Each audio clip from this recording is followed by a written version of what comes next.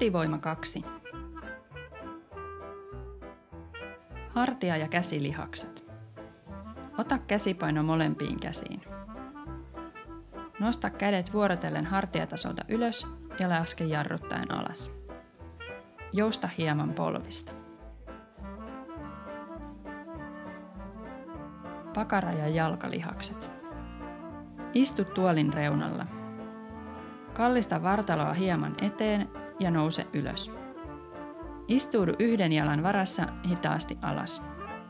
Jos liike on liian vaikea, tee sama molemmat jalat alustassa.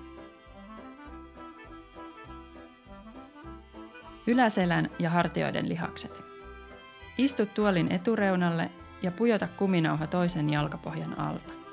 Koukista kyynärpäät ja vedä kuminauha lähelle vartaloa. Paina samalla jalkaterää kuminauhaa vasten. Palauta jarruttaen. Käsien ja vartalon lihakset. Käy konttausasentoon. Kädet olkapäiden alla ja sormet eteenpäin. Laske ylävartalo tästä asennosta käsien väliin ja ojenna itsesi napakasti ylös. Pidä niska ja vartalo suorana koko liikkeen ajan. Alaraajan loitontajat. Käy kylkimakuulle kuminauha alareisien ympärille pujotettuna. Nosta päällimmäistä jalkaa kuminauhaa vasten ja laske jarruttaen alas. Tee sama toisella kyljellä. Vatsalihakset. Käy selin makuulle ja laita tyyny lannennotkon alle. Vie kädet niskan tueksi. Jännitä hieman vatsalihaksia ja kohota ylävartaloa alustasta.